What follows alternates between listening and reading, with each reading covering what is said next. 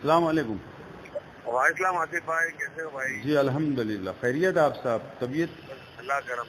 नहीं बोलो ना आसिफ भाई, सॉरी मैं कल रिप्लाई नहीं किया भाई। असलम भाई, विषय ऐसा था कि जैसा लॉकडाउन हो रहा है ना, तो 15 दिन का होगा।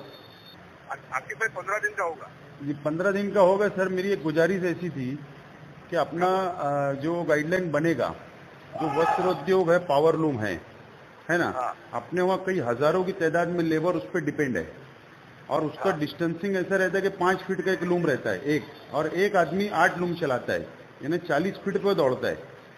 अगर ये चालू रखते हैं ना, तो यहाँ पर अपना बेरोजगारी का विषय नहीं आएगा, लोग परेशान नहीं होंगे।